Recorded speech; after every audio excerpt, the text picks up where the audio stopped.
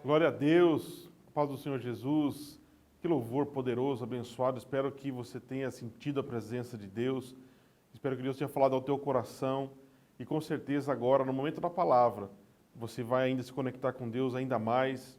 Eu espero que Deus fale ao teu coração e com certeza você seja alimentado pela palavra de Deus. Eu sou o evangelista Ivan Domenicali e quero convidar você para que neste momento nós estejamos lendo a palavra de Deus e meditando nesta passagem, naquilo que Deus tem para falar conosco, amém?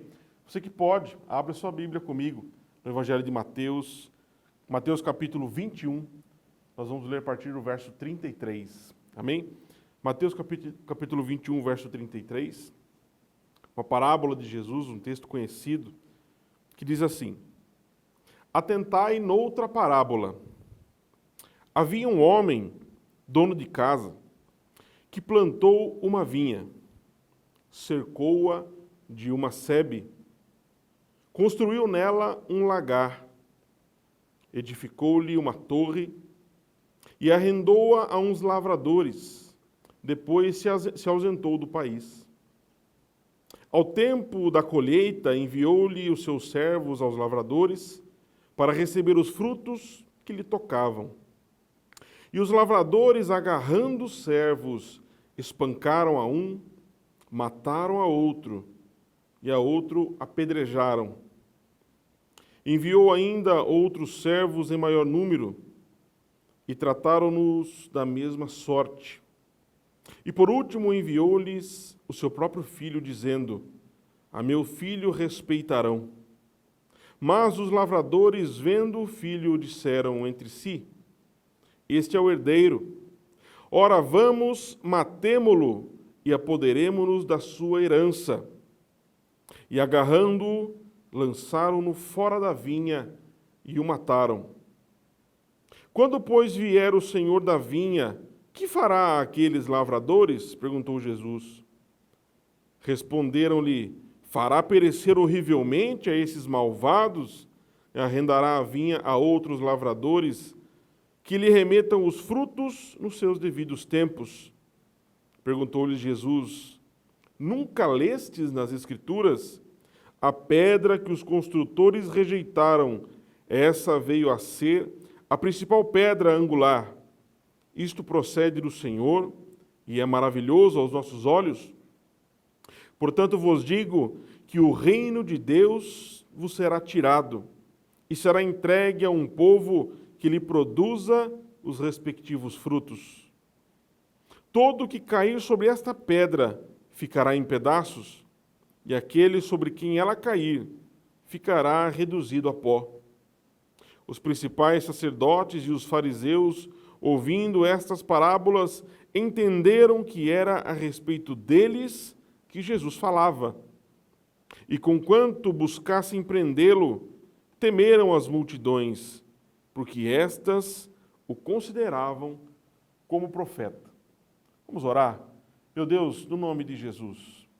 Pai, é uma alegria, meu Deus, poder estar em posse da Tua palavra e ouvir, ó Pai, o Teu Espírito Santo falar aos nossos corações, através de cada letra, de cada vírgula, de cada ponto que existe na Tua palavra. Pai, fala conosco neste momento. Que os Teus filhos, ó Pai, que agora estão comigo, cultuando, ó Pai, ouvindo esta palavra, possam ser tocados por Ti. Que o Teu Espírito Santo tenha liberdade neste momento, na vida, no lar, neste momento na vida de cada pessoa. Assim eu oro crendo e eu oro grato a Ti, em nome de Jesus. Amém? Você diz amém comigo aí? Um texto importante, nós estamos falando sobre generosidade, crescendo em amor pela generosidade. E é uma alegria falar sobre isto neste momento em que nós estamos vivendo, porque o nosso Deus é um Deus generoso. E esse é o tema para nós desta mensagem, a generosidade divina. A generosidade divina expressa nesta palavra, e com certeza você vai ouvir de Deus uma revelação da palavra dele.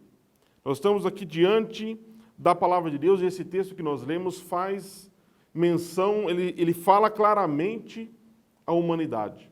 Fala claramente a cada um de nós. Jesus, quando ele fala esta parábola, ele estava falando, fazendo menção a um texto dito pelo profeta Isaías, em torno de 700 anos antes. Jesus estava recitando algumas palavras, inclusive, do profeta Isaías aqui, para essas pessoas, para as pessoas que o ouviam. Jesus estava falando de generosidade aqui. E nós juntos vamos entender isso. Porque o dono da vinha, neste texto, ele representa o próprio Senhor Jesus. O próprio Deus. O Deus criador do céu, criador da terra, o criador de todas as coisas. Esse texto, ele fala de um investimento divino. Um investimento de recurso, um investimento de tempo, um investimento de Deus para com a humanidade, um investimento divino, poderoso para com as nossas vidas. Jesus, ele falava por parábolas. Isso é sabido.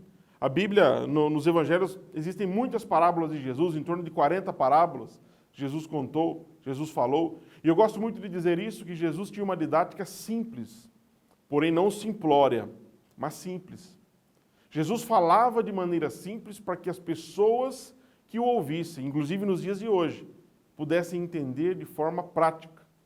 Jesus, sendo Deus, e é bom lembrar isso, que Jesus é Deus e ele poderia usar qualquer outro artifício, qualquer outro recurso que existe no universo para tratar com o ser humano. Mas Jesus, pela sua generosidade, ele usava de parábolas, ele usava de sentidos alegóricos, figurativos, para tratar com o ser humano daquilo que ele queria expor. Jesus usava de contextos da humanidade. Ele falava de semente, ele falava de árvore, ele falava de plantação, de vinha, como nesse texto. Coisas que são do contexto do ser humano, para que o ser humano pudesse entender a mensagem por trás do texto, a mensagem por trás das palavras. Por isso ele se utilizava de parábolas. E nessa parábola, em específico, a conhecida parábola dos lavradores maus, ela conta de um dono, o dono de uma vinha, que este dono, ele construiu, ele plantou uma vinha, uma plantação de uvas. E ele cercou essa vinha com uma sebe, ele construiu um lagar, ele edificou uma torre e a arrendou a alguns lavradores. Ele fez isso, explicando essa parábola. Jesus conta esses detalhes dessa parábola, e ele diz que no tempo da colheita, o dono que havia se ausentado do país após arrendar esta vinha, ele se ausenta do país e ele manda no tempo da colheita os seus servos para receber o fruto, para receber o resultado da colheita. Mas esses lavradores recebem os servos do dono com maldade. Ele diz, no texto diz que eles apedrejam, eles torturam, eles matam os servos do dono da vinha. O texto continua dizendo que o dono da vinha manda mais servos, em maior número desta vez. E a mesma coisa acontece com esses servos, eles são torturados, apedrejados e mortos. Mas por fim o dono da vinha manda o seu próprio filho. E ele diz, ao meu filho respeitarão. Porém o texto diz que eles identificaram. Os lavradores viram quando vinha vindo o filho do dono da vinha, afinal ele era o dono da vinha também. Eles o reconheceram como filho do dono. E eles olharam e falaram, vamos fazer a mesma coisa. Vamos agarrá-lo, porque ele é herdeiro, e assim como nós agarraremos ele, a herança passará a ser nossa. Nós podemos roubar esta herança. E assim eles o fizeram, eles agarraram o filho do dono, levaram ele para fora da vinha e o mataram. Depois de contado isso, Jesus pergunta para as pessoas que ali estavam, porque havia muitas pessoas ali, havia muitos peregrinos naquele momento em que Jesus conta essa história, havia muitas pessoas ouvindo. E ele pergunta, o que vocês acham que deveria ser feito a esses lavradores maus? O que vocês acham que o dono da vinha deveria fazer a esses lavradores por ter feito tal maldade? E prontamente, aquelas pessoas que ouviram, talvez alguns fariseus, talvez até discípulos de Jesus, responderam prontamente, falando, ele deveria ser castigado. Eles deveriam ser castigados duramente e severamente por aquilo que eles fizeram. Eles foram maus. Mas Jesus estava fazendo menção no texto de Isaías. Ele disse, nunca lestes antes o que está escrito em Isaías? O povo naquela época talvez não tinha muito desejo de ler a palavra de Deus pela pergunta de Jesus.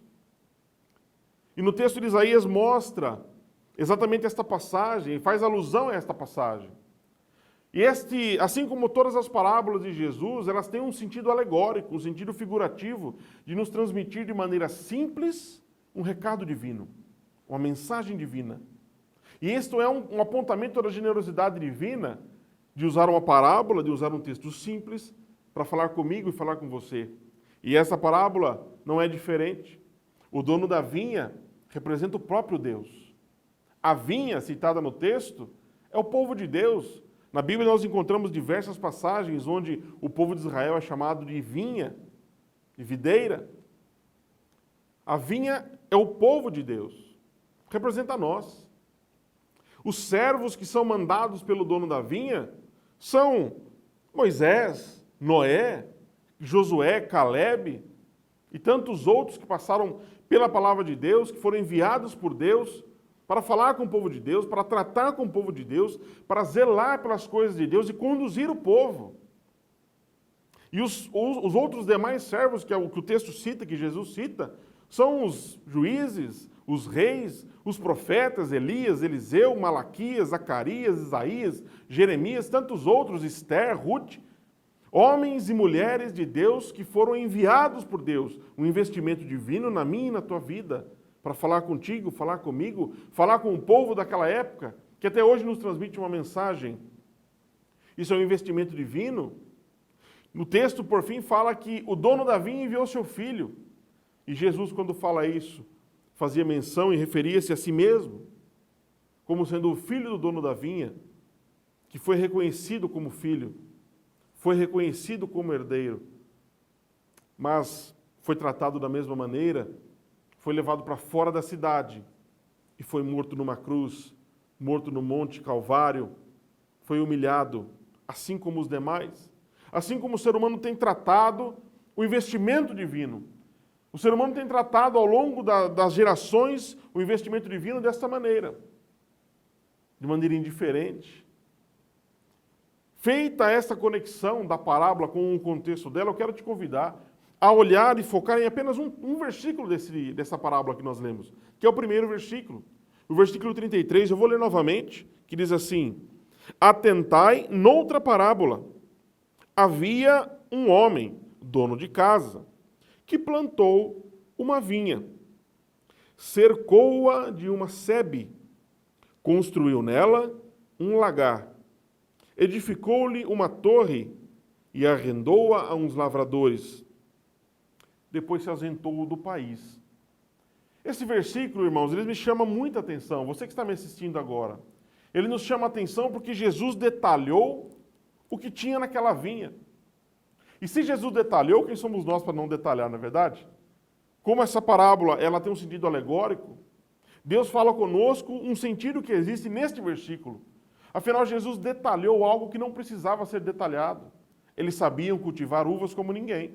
Jesus não precisava falar que ele plantou uma vinha, ele plantou ao redor da vinha uma sebe, que ele construiu um lagar, edificou uma torre e arrendou a vinha aos lavradores. Ele não precisava detalhar, eles sabiam que era este o processo. É como se eu dissesse para você que eu vou construir um carro. Eu vou construir um carro, vou colocar um volante nele, vou colocar bancos nele, rodas, pneus, eu não preciso dizer isso. Quando eu falo que eu vou construir um carro, você já entende que o carro tem todos esses componentes, tem todos esses itens que compõem o veículo. Mas Jesus detalha, e quando ele detalha, irmãos, eu entendo que Jesus estava nos transmitindo uma mensagem poderosa. Uma mensagem para mim e para você, para mim e para a tua vida. É uma revelação da palavra de Deus para os dias de hoje, para os dias que nós estamos vivendo. Nós estamos numa pandemia. Como eu disse, o dono da vinha é o próprio Deus. A vinha somos nós, o povo de Deus. E aqui ele fala, começando pelo primeiro item aqui, cercou-a de uma sebe. Talvez na tua Bíblia, a minha Bíblia é a revista atualizada, talvez na tua Bíblia esteja com outras palavras, mas a mensagem é a mesma. Talvez na tua Bíblia esteja como apenas uma cerca ou um valado, alguma coisa nesse sentido, mas a mensagem é a mesma. Quando ele fala que cercou-a de uma sebe, Jesus estava falando da proteção física da vinha, porque a sebe era uma espécie de arbusto, uma cerca viva, que era colocada ao redor da vinha, ao redor da plantação, com arbustos e árvores altas, protegendo a plantação de animais, para que o gado não pisoteasse, né, a plantação, para que houvesse uma proteção física na vinha. E Jesus está falando justamente dessa proteção física, de uma proteção física que existe entre o povo de Deus, que existe para o povo de Deus. E como Jesus estava fazendo menção, estava citando o texto de Isaías, Isaías fala exatamente o que é e o que aconteceria com esta sebe. Olha só, Isaías capítulo 5, verso 5 diz assim: Agora, pois, vos farei saber o que pretendo fazer à minha vinha. Tirarei a sua sebe, para que a vinha sirva de pasto. Derrubarei o seu muro, para que seja pisada. Irmãos, existe uma revelação aqui. Existe uma revelação da palavra de Deus para nós, para os dias de hoje. O texto está dizendo, tirarei a sebe, ou seja, tirarei a proteção física da vinha, tirarei a proteção física do povo de Deus. Porventura, nós, numa pandemia que estamos desde 2020, nós não vivemos isso, não vivenciamos isso. A nossa sebe foi tirada, irmãos. A nossa proteção física ela foi retirada. Nós perdemos o direito de cultuar a Deus nos nossos templos. A nossa sebe são as paredes, o teto dos nossos templos. Seja você onde estiver, o nosso direito de cultuar a Deus nos nossos templos foi tirado. Foi tirada a nossa sebe. E muitas pessoas, inclusive cristãos, falam isso é uma praga, ou isso é questão da política, ou enfim, deduções que as pessoas tomam, mas nós enxergamos que na palavra de Deus que isso era um plano divino, isso é um plano divino. Quando Deus fala, tirarei a sebe, tirarei a proteção física, Ele estava dizendo que o nosso culto que acontecia aqui dentro, acontecia dentro dos templos, agora ele foi transferido para dentro da sua casa, para onde você está. Tirarei a sua sebe para que seja pisado, ou seja, nós fomos pisados, nós sofremos por causa disso, sim. Mas o nosso culto não parou. Oh, glória a Deus por isso. O nosso culto não parou porque foi tirada a nossa proteção física, porque foi tirada a nossa sebe, o nosso templo. O nosso culto continuou, o nosso culto permaneceu. Eu tenho certeza que isso é um plano divino e faz parte da generosidade divina, porque o seu culto melhorou. Eu tenho certeza que dentro da sua casa você começou a orar mais, você olhou mais para a sua vida espiritual, para os seus filhos, para a tua esposa. O investimento divino, irmãos, até em tirar a nossa sebe, até em tirar a nossa proteção física, é para falar que a responsabilidade espiritual da minha vida, da tua vida, é nossa. Como cristãos, como igreja do Senhor. Pode tirar os nossos templos, pode tirar a nossa igreja, pode tirar o nosso endereço físico, pode tirar, o nosso culto vai continuar. Você está assistindo esse culto comigo agora, de maneira online, isso significa que esse culto está te atingindo, seja lá em que horário você está assistindo agora, você está sendo tocado e alcançado por esta palavra. E isso foi uma motivação, a igreja expandiu. Tirar a sebe, tirar aqui o direito de cultuar num templo, só fez com que a igreja expandisse, só fez com que a igreja crescesse ainda mais e alcançasse a tua vida, alcançasse a tua família. Você crê nisso? Você crê nesta palavra? Irmãos, a responsabilidade espiritual pela nossa vida, ela é nossa. Talvez alguns cristãos entraram em desespero. E agora? Não temos mais o templo, não temos mais escola bíblica, não temos mais igreja. Como nós vamos cultuar? Eu quero dizer para você que mesmo que você tenha se desesperado por isso, Deus está tratando comigo e com você. Deus tratou conosco neste tempo, dizendo que o culto é responsabilidade nossa, minha e sua, como cristãos. Aonde você está, o culto está. Aonde você está, a igreja do Senhor está viva, a tua família está sendo alcançada, porque Deus está dentro da sua casa, dentro do seu lar. Mesmo que a porta da igreja esteja fechada, nós permanecemos fiéis nos nossos dízimos, na nossa oferta, na nossa generosidade também. A nossa generosidade aumentou. Nós não começamos a olhar para o nosso irmão, nós começamos a olhar para uma pessoa carente, necessitada. Eu e você começamos a contribuir mais. Eu espero que isso tenha acontecido na tua vida. Eu espero que nesse tempo de pandemia você tenha vivido isso, meu irmão. Porque é promessa da palavra de Deus, é uma profecia se cumprindo nos nossos dias. É plano divino. Então, não amaldiçoe mais esse tempo. viva ele, cresça espiritualmente. Isso é generosidade divina. E o texto continua, o segundo item que Jesus ressalta neste texto é o lagar. O lagar, ele fala, construirei um lagar. Jesus detalhou isso mostrando para cada um de nós que o lagar, ele representava um depósito. Na verdade, o lagar, ele é como se fosse um tanque, onde as uvas, após colhidas, eram colocadas nesse tanque, para que elas fossem pisadas. O lagar é um reservatório, onde as uvas são colocadas para serem esmagadas. E eu, fazendo então uma alegoria aqui com a palavra de Deus, utilizando do mesmo método que Jesus utilizou, eu quero dizer para você que este lagar que Jesus está falando representa a nossa vida, a minha e a tua vida. Mas, evangelista Ivan, por que a minha vida? Porque o lagar, ora ele está cheio, ora ele está vazio. E quando ele está vazio, ele representa escassez, ele representa dificuldade, ele representa luta. Mas quando o lagar está cheio, ele representa prosperidade, fartura, vida, alegria. A nossa vida, porventura, não é assim? Quando está tudo bem, nós estamos felizes, alegres, quando tudo vai bem, quando você está bem no teu trabalho, quando você está bem com a sua família. Não é isso que acontece? A alegria, o seu lagar está cheio, está transbordante.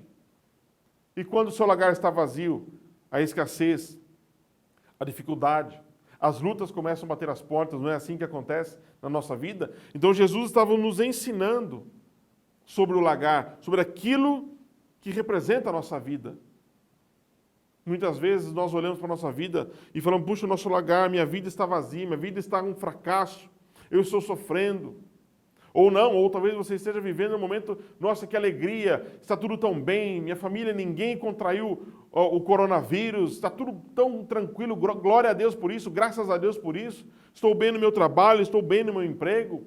Eu quero dizer para você, meu irmão, minha irmã, talvez você esteja se sentindo bem, talvez você esteja se sentindo satisfeito, alegre com a sua vida, mas eu quero dizer para você, com toda a convicção que a palavra de Deus me dá, e que o Espírito de Deus me dá agora neste momento, para dizer para você que não é só isso que Deus tem para você, que mesmo que o teu lagar esteja cheio, transbordante, ainda há mais para acontecer na tua vida, porque quando o lagar está transbordando de cheio, é que as uvas são pisadas.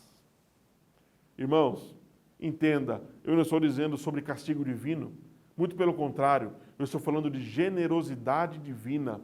Quando o nosso lagar está cheio, nós somos pisados, nós temos que nos preparar para ser pisados, porque quando nós somos pisados, aquilo que há de melhor em nós é extraído. E como o texto está dizendo, fazendo menção a Isaías também, Isaías 63, versículo 3, a parte A, diz assim, o lagar, eu o pisei sozinho, é Deus dizendo, e dos povos nenhum homem se achava comigo.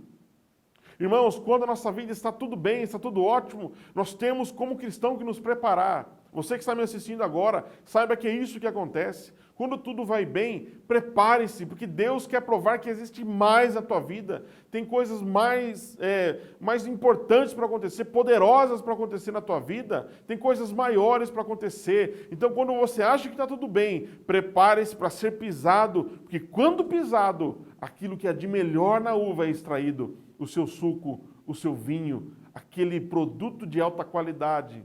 Então, irmão, talvez esteja tudo bem na tua vida, tudo alegre. Prepare-se para ser pisado pelas uvas, pisado pelos lavradores. E esses lavradores são funcionários do dono da vinha, ou seja, é uma permissão divina para mim e para a tua vida de ser pisado pelos homens muitas vezes. E saiba que quando você se sentir pisado pelos homens, não é porque Deus se esqueceu de você, muito pelo contrário. Quando você está sendo pisado pelos homens, é porque Deus está esperando qual é o resultado que será extraído desse momento de provação, de luta na tua vida. Dê glória a Deus por isso. Dê glória a Deus pelas provas da tua vida. Mas talvez você diga, evangelista Ivan, o meu lagar está vazio. Ah, essa palavra não é para mim, porque o meu lagar está vazio, seco. Não há nada. Eu estou vivendo o momento mais difícil da minha vida. Perdi meu emprego, perdi entes queridos para esse vírus. Perdi tanta coisa, evangelista. Essa palavra não é para mim. Essa palavra é para você também. Porque quando o lagar está vazio, é sinal que o dono da vinha está indo lá nas videiras para podar, para cuidar, para zelar. Então eu quero dizer para você, talvez o teu lagar esteja vazio, talvez a tua vida esteja tão tumultuada, tão dificultosa, você se sente sozinho. Saiba que você não está sozinho, Deus está contigo, Ele está cuidando de você. Talvez o teu lagar esteja vazio, mas saiba que Deus está cuidando pessoalmente de ti, das tuas questões. Ele está indo lá, colocando adubo, colocando calcário, colocando mais vida, colocando mais oxigênio para você poder viver, para você poder um dia olhar para o teu lagar e contemplar ele cheio, transbordante, para que algo poderoso ainda aconteça na tua vida. Então, meu irmão, dê glória a Deus por isso, mesmo que o teu lagar esteja vazio, mesmo que você se sinta abandonado, esquecido, Deus está contigo. Deus me colocou aqui diante de você neste momento para dizer que há algo maior para acontecer na tua vida, que a tua vida é importante para Deus, é Ele que está cuidando da tua vida pessoalmente. Você pode glorificar a Deus por isso, você pode dizer glória a Deus em alta voz, você pode comentar nesse chat aí dizendo glória a Deus, deixe nos comentários aí o seu testemunho, a tua história, faça isso agora. O texto ele continua. Jesus usa um terceiro componente, um terceiro item, e ele diz: plantei uma vinha, cerquei-a de uma sebe, construí nela um lagar e edifiquei uma torre. Quando ele fala edifiquei uma torre, irmãos, Jesus está nos chamando a atenção quanto à generosidade de tempo. Presta atenção nisso. A torre na vinha, na plantação, ela tinha uma função. Para que os lavradores pudessem entrar nessa torre, ela ficava no alto, e eles pudessem enxergar a vinha com todo cuidado. Eles pudessem olhar, pudessem zelar, e olhar caso entrasse algum ladrão ou alguma outra coisa, porque a uva, ela era um produto sensível, um fruto sensível e valioso. Então a torre era construída para que houvesse vigilância, para que houvesse cuidado. Este é um tempo de vigilância, irmãos. É um tempo de você olhar para a tua vida espiritual agora e gastar tempo com isso. Gastar tempo com a tua vida espiritual. Como anda a tua vida espiritual?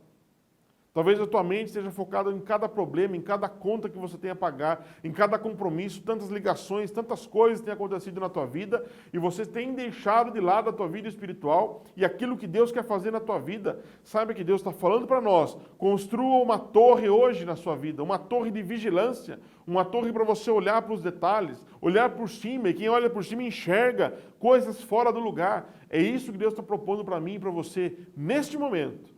Olhar para a tua vida, construa uma torre, seja vigilante, tenha um tempo de oração individualmente e em família. Faça isso, meu irmão. Deus está propondo para nós, meu amigo, você que está me ouvindo agora, vigilância, atenção às coisas de Deus. E o texto de Mateus, capítulo 24, verso 43, ele diz assim: mas considerai isto, Jesus dizendo, se o pai de família soubesse a que hora viria o ladrão, vigiaria, e não deixaria que fosse arrombada a sua casa. Por isso, ficai também vós apercebidos, porque a hora que não cuidais, o Filho do Homem virá. Irmãos, esta palavra, Jesus está dizendo aqui, fazendo uma ligação com o fim dos tempos.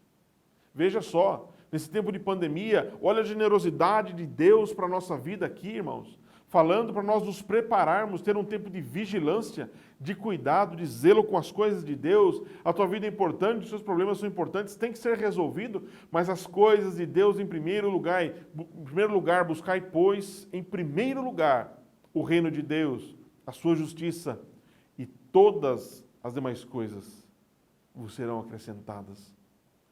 Como é que está a tua torre? Ela está vazia? Sabe quem que entrava na torre? Sabe quem que vigiava? Os próprios lavradores. É responsabilidade sua olhar para a tua vida espiritual. Não terceirize isso para a tua igreja, para o teu pastor. Não terceirize isso para qualquer outra pessoa ou para alguém, para algum programa de televisão ou de internet. Não terceirize isso para ninguém. Ei, irmãos, cuide dos seus filhos. Amigo, você que me escuta neste momento, cuide das suas crianças, zele, vigie pela tua casa. Olha o que está dizendo o texto. Se o pai de família soubesse que hora viria o ladrão, ele vigiaria. Vigie, você não sabe o que hora o seu filho vai ser tocado por uma seta maligna, que hora o seu casamento vai ser tocado ou setado por alguma coisa que o diabo vai colocar na tua frente ou na frente da tua esposa. Vigie, vigie pelos teus filhos, pela tua vida espiritual. Vigie como está sendo a tua fidelidade para com Deus, os teus dízimos, na tua oferta, na alegria em que você está fazendo isso. Vigie, irmãos, olhe, cuide, gaste tempo com as coisas de Deus. Construa uma torre para que você consiga enxergar. Essa torre ela é espiritual, é claro, mas faça algo, invista tempo. Olhe de maneira mais enfática, de maneira mais cuidadosa para a tua vida espiritual. Essa é a mensagem de Jesus para nós. Quando ele fala da torre, irmão, Jesus está detalhando com tanto carinho esse texto, para que nós possamos também detalhar. É importante que você entenda cada um desses componentes e aquilo que o Espírito Santo está nos conduzindo aqui nesse entendimento. E ele encerra com um último item aqui, que são os lavradores. Os lavradores, ele disse, o dono da casa plantou uma vinha, cercou-a de uma sebe, uma proteção física. Construiu nela um lagar, um depósito. Ele edificou uma torre para vigilância, e ele arrendou tudo isso para uns lavradores. O texto está falando sobre lavradores. Lavradores, irmãos, são pessoas que cuidam daquilo que não é deles. Eles zelam, eles prezam por coisas que não são deles. Afinal, a vinha estava arrendada para eles, não era deles. Havia um dono. Os lavradores cuidam de algo que não são deles. Talvez nós possamos pensar, os lavradores são os pastores, os governantes, os lavradores são os líderes, os evangelistas da igreja. E está certo, eles também são lavradores. Mas saiba que pastor, líder, evangelista, não faz nada sozinho. Eles fazem com você, através da sua vida, através da sua fidelidade. Você e eu, não importa quem você seja, não importa onde você more, não importa o teu idioma, não importa a tua condição financeira ou a tua vida acadêmica, nós somos lavradores. Lavradores da vinha do Senhor, porque a vinha não é nossa, a vinha é dele. Nós somos lavradores, nós somos convidados a ser lavradores da vinha do Senhor. Lavradores e cuidadosos com as coisas que não são nossas, mas são de Deus. Deus está falando para cada um de nós, nós somos lavradores, é tempo de cuidar das coisas de Deus. Como aqueles homens na parábola dos talentos, diz o texto que o dono, o patrão entregou talentos para algumas pessoas, para um entregou 5 talentos, para outro entregou 2 talentos, e para outro ele entregou 1 talento. Aquele que recebeu 5 talentos, ele multiplicou por mais 5, e ouviu do dono, servo bom e fiel, entrai e receber aquilo que é seu como pagamento. Aquele também que recebeu 2 talentos ouviu a mesma coisa, porque ele multiplicou os 2 talentos por mais 2. Ele ouviu do dono, servo bom e fiel, entre, receba o que é seu como pagamento pelo teu trabalho. E aquele que recebeu 1 talento, ele o guardou, ele o enterrou, e da maneira que ele recebeu, ele entregou, dizendo, olha, está aqui, era do Senhor. Eu tratei de cuidar, eu zelei, eu enterrei, ninguém sabia onde estava, ninguém mexeu, ninguém roubou. Está aqui, ó, do jeito que eu recebi, eu estou entregando. Como é que você chegou até aqui? Como é que você conheceu a palavra de Deus? Como é que você conheceu a Cristo? Você lembra daquele dia em que você teve um encontro com Cristo? Você lembra daquele dia que você ouviu a voz de Deus, você recebeu um convite para estar numa igreja evangélica, você ouviu uma palavra, uma canção? Você lembra como é que você recebeu a sua vida? Você lembra como é que você recebeu esta semente poderosa? Da forma que você recebeu ela, como ela está agora? É isso que o texto está falando, nós somos lavradores. Como que você recebeu e como você está entregando? Porque o texto diz que uma hora vai ser requerido de cada um de nós aquilo que o dono da vinha entregou. Uma hora vão chegar para nós e pedir o resultado, o pagamento. Veja, Deus está nos alertando, porque a vinha não é nossa, irmãos. A vinha não é sua, a vinha não é minha. Essa vida pertence a Deus. Tudo que nós temos pertence a Deus. Seja o teu salário, seja o teu emprego. As pessoas têm mania de falar, é meu. O meu salário, o meu emprego, a minha vida, o meu carro, o meu tudo, o meu problema, a minha doença, o meu câncer. Nada é teu, inclusive o teu problema, ele pertence a Deus. Se ele pertence a Deus, irmãos, é porque tem um motivo principal, um motivo maior, um propósito nisso. Seja um problema na tua vida que você esteja passando, ele pertence a Deus. Deus colocou em você essa situação, é para que você use isso como uma matéria-prima para falar de Deus, para falar do amor de Deus e daquilo que Deus tem feito na tua vida. Não enterre os talentos que Deus te deu, não enterre aquilo que Deus te deu, porque Ele fez isso com generosidade. Ele olhou para você, Ele confiou em você e Ele sabe que você pode fazer muito mais do que aquilo que você está fazendo, muito mais do que aquilo que nós estamos fazendo. O que nós estamos fazendo então, com aquilo que Deus nos deu? O que nós estamos fazendo com aquilo que é de Deus? Porque é de Deus, irmãos, a nossa vida é dele. O teu salário é dele, a tua esposa é dele, os teus filhos são dele.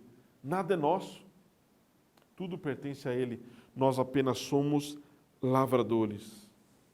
Lavradores. O que nós estamos fazendo com aquilo que nós chamamos de nosso? Pertence a Deus. Jesus está nos chamando a atenção aqui, irmãos, de como nós estamos administrando aquilo que é de Deus. A nossa generosidade nesse tempo, mesmo ainda na pandemia.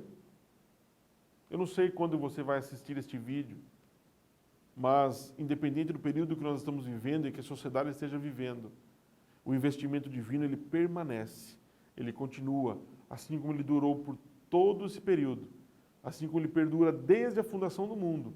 O investimento divino é o mesmo, ele é generoso, ele é poderoso, porque quando Deus é generoso conosco, ele espera o nosso retorno de generosidade também. O apóstolo Paulo, em 1 Coríntios capítulo 3, verso 9, ele diz assim, porque de Deus somos cooperadores, lavoura de Deus, edifício de Deus sois vós. Irmãos, que lição poderosa nós estamos ouvindo neste momento. Como Deus é bom conosco, como Deus é generoso conosco. Essa é a generosidade divina para mim e para a tua vida. Nós somos lavradores de uma vinha que pertence a Ele. Nós somos lavradores do Senhor. Nós temos que cuidar daquilo que é dele, da obra dele. Nós temos que continuar mantendo a obra de Deus viva, poderosa, avante. E isso que eu convido você neste momento a fazer. Talvez você não teve um encontro ainda com o dono da vinha. Talvez você não sabia. Talvez você estivesse do lado de fora da vinha. Hoje Deus está te convidando a entrar. Entra para cá. Faz parte da nossa vinha. A nossa vinha aqui, ela chama-se Casa de Deus. Mas talvez você frequente uma igreja evangélica, você tem um pastor, mas você se sinta excluído, você não se sente mais parte, você se sente fora, você não se sente afiliado. Eu quero te convidar a voltar a sentir-se filho, a voltar a sentir-se parte disso. E isso é a maior generosidade que Deus tem para cada um de nós. Deus está nos chamando a ser novamente parte da vinha do Senhor nesta terra, que ela não diz respeito à placa de igreja nenhuma, mas ela diz respeito a um povo que é chamado de povo de Deus. Talvez você esteja me ouvindo neste momento e não sabia que você poderia fazer parte da vinha do Senhor. Mas eu quero dizer para você que Deus, Ele anseia que você faça parte da vinha do Senhor. Deus, Ele anseia que você e eu estejamos conectados com a vinha dEle. E para isso acontecer, nós temos que nos entregar para o dono da vinha. Nos entregarmos para Ele como esse sacrifício, como essa oferta, como esse pagamento. Nós temos que nos entregar nas mãos dEle. E isso é feito através das nossas palavras, de maneira simples, de maneira prática, como Jesus era. Simples e prático, porém profundo e eterno. E eu convido você que está me ouvindo neste momento. Primeiramente, você que não se sente mais parte da vinha, você se sente fora, deslocado ou isolado, eu quero orar pela tua vida agora. E eu quero orar também por você que gostaria de, pela primeira vez, fazer parte da vinha do Senhor. E para isso, você precisa dar um passo de fé. Você que gostaria de fazer parte da vinha, ou seja, entregar a sua vida para Jesus, eu convido você agora a dizer isso. E, de uma maneira física, coloque o seu nome aí nos comentários. O seu nome, a cidade onde você mora. Coloque para que nós possamos orar por você. E depois você entre em contato conosco aqui na Casa de Deus, para que nós possamos continuar orando por você. Se você fizer isso, você vai estar dando um passo de fé. Porque a Bíblia diz, todo aquele que crê e for batizado será salvo, ou seja, todo aquele que tomar uma posição diante de Deus será salvo. Se com a tua boca confessar a Jesus como o Senhor, e em teu coração creres que Ele ressuscitou dentre os mortos, será salvo. Romanos 10, 9. Isso é assim que funciona. É dessa maneira, dando um passo de fé. E eu convido você a fazer isso agora.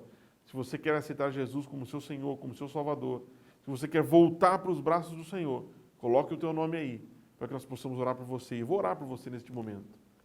Pai bendito, que alegria, Pai, poder estar diante do teu povo, Pai, através deste culto poderoso, desta mensagem poderosa que a tua palavra nos transmite.